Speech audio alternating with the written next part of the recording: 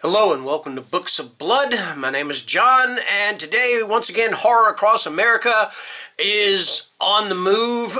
So today I'm going to be doing 3 states. I'm going to be doing Maryland, Massachusetts, and Michigan. Main reason being is because I didn't find a lot from Maryland, and I didn't find a whole lot from Michigan. Found a decent amount from Massachusetts, and I'll get into that in a few minutes when I get to it. And this is going to be the last one I do for just a little while because, to be honest with you, I have come to the end. So I need to move on and find more books for the rest of the states that are coming up. So it'll take me a little while before I put another video out after this one. I may put some other kind of video out, maybe my horror movie collection. I'm not really sure what, because to be honest with you, I don't really have any books to talk about right now because it is, January 22nd or 23rd or something like that, and I haven't even finished the first book that I started reading in January, and for obvious reasons, if you guys know what is going on with my personal life right now. To be honest with you, I haven't really felt much like reading. I have been reading some graphic novels, but not horror. I've been reading Red Sonja and things like that. But yeah, so it may be a while between videos. Just please be patient with me and bear with me, and I'll get back into the groove again, okay? Anyway, that being said, let's go ahead and start with Maryland. And the first one we're going to talk about in Maryland is Chasing the Boogeyman, and this is by Richard Chizmar. In the summer of 1988, the mutilated bodies of several missing girls begin to turn up in a small Maryland town. The grisly evidence leads police to the terrifying assumption that a serial killer is on the loose in the quiet suburb. But soon a rumor begins to spread that the evil stalking local teens is not entirely human. Law enforcement, as well as members of the FBI, are certain that the killer is a living, breathing madman, and he's playing games with them. For a once peaceful community trapped in the depths of paranoia and suspicion, it feels like a nightmare that will never end. Recent college graduate Richard Chizmar returns to his hometown just as a curfew is enacted and a neighborhood watch is formed. Amid preparing for his wedding and embarking on a writing career, he soon finds himself thrust into a real-life horror story. Inspired by the terrifying events, Richard writes a personal account of the serial killer's reign of terror, unaware that these events will continue to haunt him for years to come. A clever, terrifying, and heart-rending work of metafiction, Chasing the Boogeyman is the ultimate marriage between horror fiction and true crime. Chizmar's dazzling work of fresh imagination and psychological insight, according to Carolyn Kepnes, the author of You, is on full display in this truly unique novel that will haunt you long after you turn the final page. And that is Chasing the Boogeyman, and that is by Richard Chizmar. Alright, so this is one of those things where we're going to talk about horror fiction and Maryland. I cannot go without mentioning The Silence of the Lambs by Thomas Harris. Now, some of you might argue and say, oh, that's not a horror novel, it's a crime novel. It's both, okay? It's suspense, it's thriller, it is definitely a psychological horror novel. It's, of course, awesome. But you know what? I'm going to say this much, though. I think I actually enjoyed Red Dragon just a little bit more than I did The Silence of the Lambs. Now, I love The Silence of the Lambs movie, and the book is awesome. We're going to talk about that in just a minute. But I think I identify more with the character of Will Graham than I do with the character of Clarice Starling. And not because she's a female and I'm a male. You know, it's just some of Graham's mannerisms, all right? As part of the search for a serial murderer nicknamed Buffalo Bill, FBI trainee Clarice Starling is given an assignment. She must visit a man confined to a high-security facility for the criminally insane and interview him. That man, Dr. Hannibal Lecter, is a former psychiatrist with unusual taste and an intense curiosity about the darker corners of the mind. His intimate understanding of the killer and of Clarice herself formed the core of Thomas Harris's The Silence of the Lambs, an unforgettable classic of suspense fiction. and that is The Silence of the Lambs, and that is, of course, by Thomas Harris. Have you guys read all the books in the Hannibal series? I've read them all. I even read Hannibal Rising, and I liked it. You know, Hannibal was good, but I still kept seeing, you know, because they switched Clarices. You know, there's been 3 Clarice Starlings. You know, of course, one played by Jodie Foster. Then Julianne Moore played her in Hannibal, and then in the new Clarice series, which I hope they bring back, but I don't think they're going to. I'm pretty sure they're not. I liked it. You know, it wasn't great. Rebecca Breeds played Clarice Starling. Anyway, I digress, and let's go ahead and move on here. All right, next up, we've got Let's Go Play at the Adams, and this is by Mendel W. Johnson. This is one of those paperbacks from Hell books. They're just kids. It's only a game. That's what Barbara, a lovely 20-year-old babysitter, told herself when she awoke bound and gagged. But the knots were tight and painful, and the children would not let her go. They're just kids. It's only a game, she told herself again. But the terror was real and deadly. And that is Let's Go Play at the Adams by Mendel W. Johnson. Okay, next up, and I think this is the last one for Maryland, and this is Floating Staircase, and this is by Ronald Malfi. Horror writer Travis Glasgow and his wife Jody have bought their first house in Westlake, Maryland, just steps from Travis's older brother's home. Travis is buoyed by the thought of renewing his relationship with his estranged sibling and overcoming the darkness from his past. But the house has other plans for him. Travis is soon awakened by noises in the night and finds watery footprints in the basement that lead him to the nearby lake, which has a strange staircase emerging from its depths.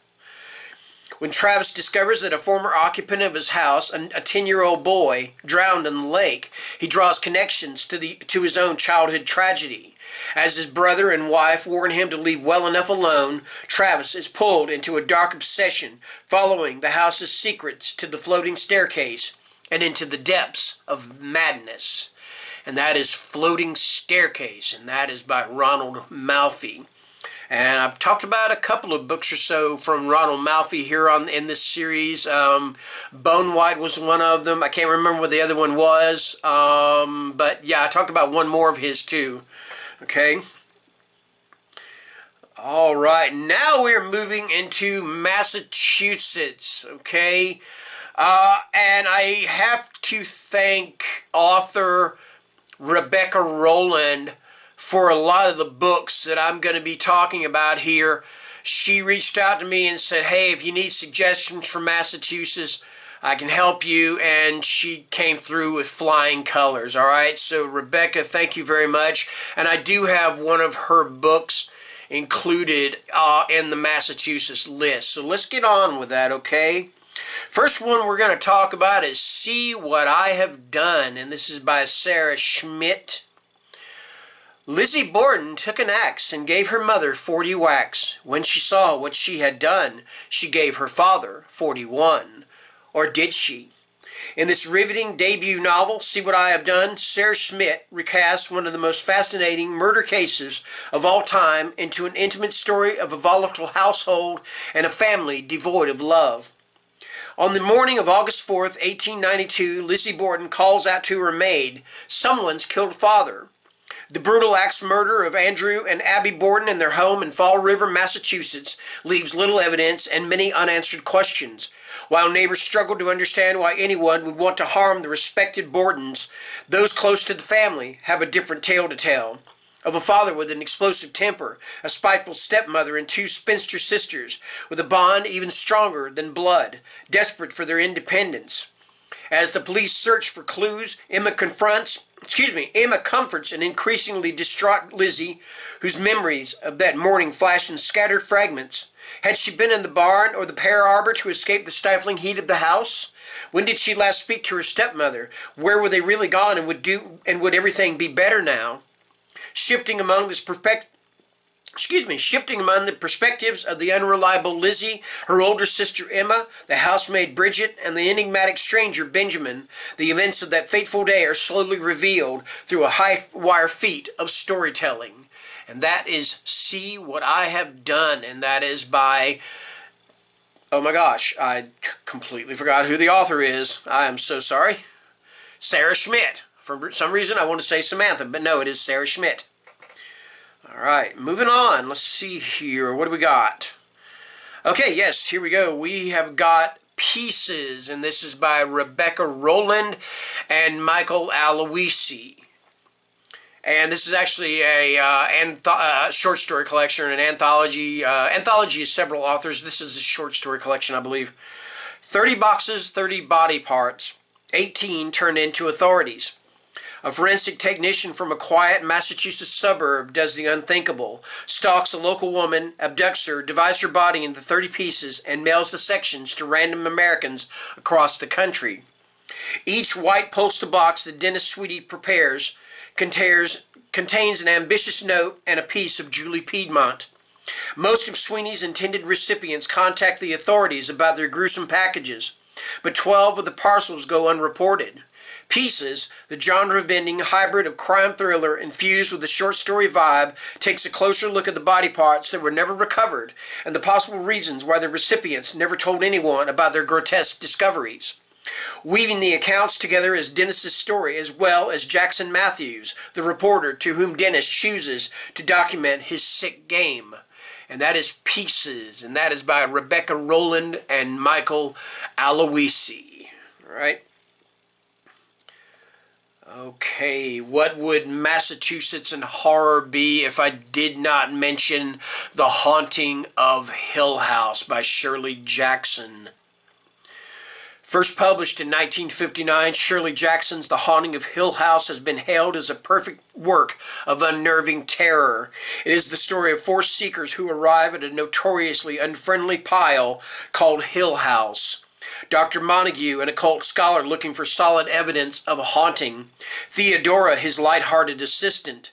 Eleanor, a friendless, fragile young woman well acquainted with poltergeist. And Luke, the future heir of Hill House. At first, their stay seems destined to be merely a spooky encounter with inexplicable phenomena. But Hill House is gathering its powers, and soon it will choose one of them to make its own. And that is The Haunting of Hill House, and that is by Shirley Jackson. All right, and the same thing goes for Massachusetts and H.P. Lovecraft. So I wanted to choose one of his short stories, novellas, what do you call it, and it's when, of course, that takes place in Massachusetts.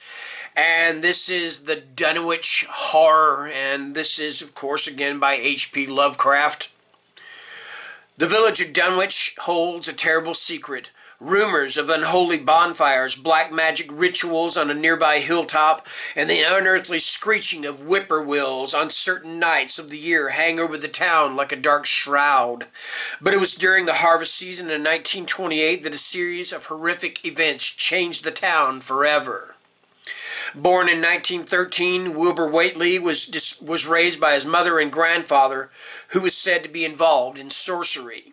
The boy grew abnormally fast and reached the physical stature of an adult when he was 10.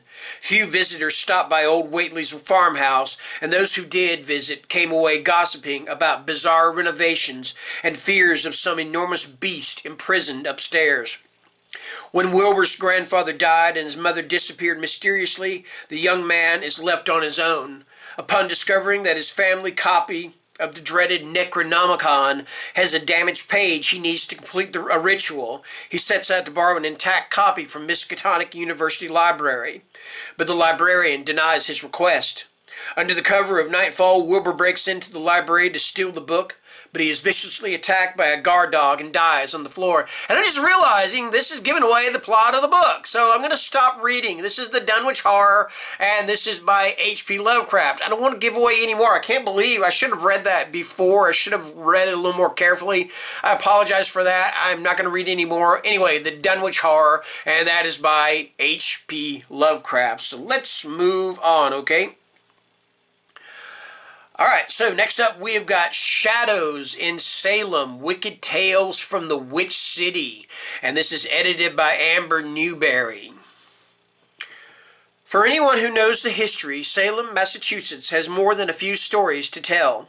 Travel to the Witch City within the pages of these collected short stories and know the captivating nature of one of the oldest towns in America.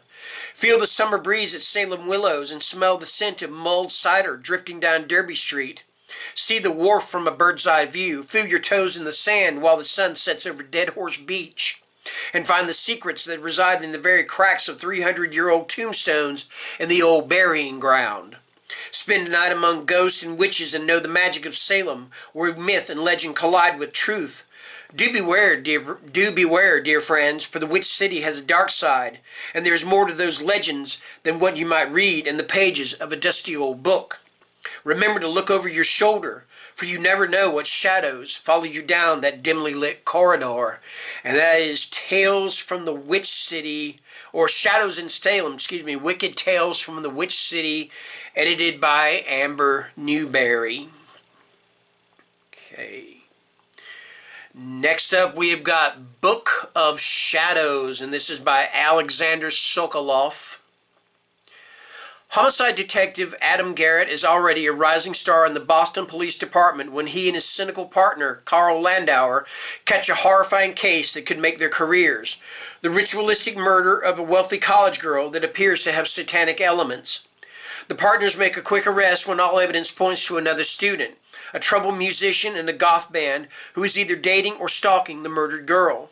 But Garrett's case is turned upside down when beautiful, mysterious Tanith Cabarrus, a practicing witch from nearby Salem, walks into the homicide bureau, and insists that the real perpetrator is still at large. Tanith claims to have had psychic visions that the killer has ritually sacrificed other teenagers in his attempt to summon a powerful ancient demon. All Garrett's beliefs about the nature of reality will be tested as he is forced to team up with a woman he is fiercely attracted to but cannot trust in a race to uncover a psychotic killer before he strikes again. And that is, oh my gosh, I keep forgetting the names of these books. Oh dear Lord. Book of Shadows by Alexander Sokoloff. There's so many, I get so far and I'm reading the thing. It's like, oh my gosh, what the title is. Okay, now we are moving into Michigan, all right? So the first one we got from Michigan is If You See Her, and this is by Anya Alborn.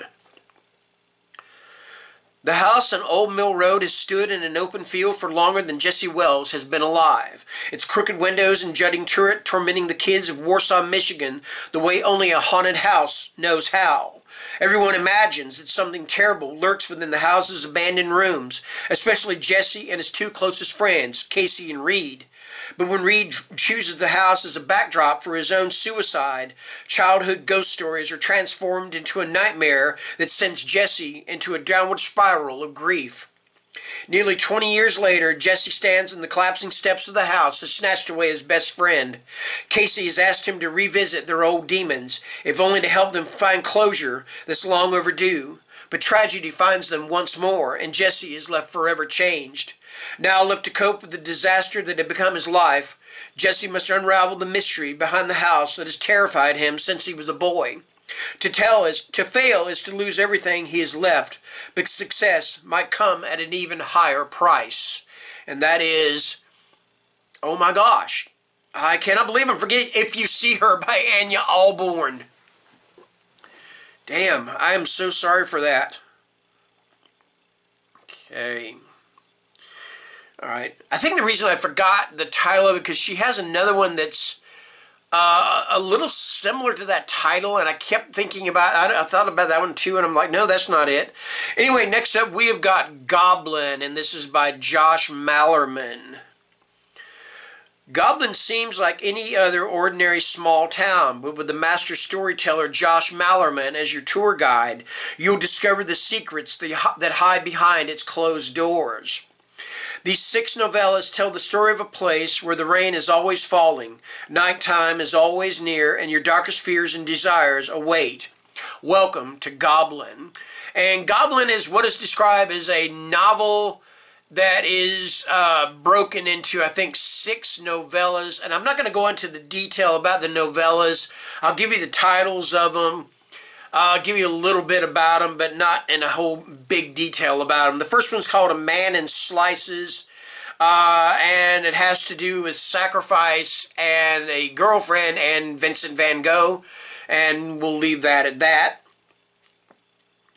Camp, K-A-M-P, is about a gentleman named Walter Camp who is afraid of everything. So there you go with that one.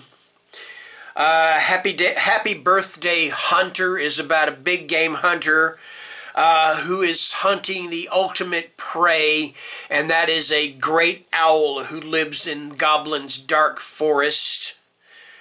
All right. Next up is Presto, and this is about a young boy who wants to be like or emulate his hero, the greatest magician in the world, Roman emperor. All right, and of course this is horror, so you can imagine how that might go. We've got a mix-up at the zoo. This is about a zookeeper who he's not quite right in the head. Let's just put it that way, okay? And then we have got, finally, The Hedges is the last part of the book. And this is about a fellow who, when his wife dies, he builds a hedge maze. And it's like this inescapable hedge maze. And that's all I'm going to say about it, okay? So there you go. Anyway, that is Goblin, and that is by Josh Mallerman, all right? And next up, we've got Broken Monsters, and this is by Lauren Bukes.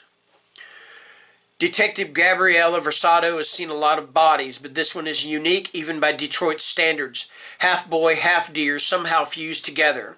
As stranger and more disturbing bodies are discovered, how can the city hold on to a reality that is already tearing at its seams? If you're Detective Versado's geeky teenage daughter, Layla, you commence a dangerous flirtation with a potential predator online. If you're desperate freelance journalist Jono, you do whatever it takes to get the exclusive on a horrific story. If you're Thomas Keene, known on the street as TK, you'll do what you can to keep your homeless family safe and find the monster who is possessed by the dream of violently remaking the world. And that is Broken Monsters, and that is by Lauren Bukes. All right, and I think this is the last one. This is Devil's Night, and this is by Curtis Lawson. Bear witness to the ghost and dark gods of Motor City revealed by the light of a fiery cityscape. It's the night before Halloween and Detroit is burning in a celebration of arson and vandalism.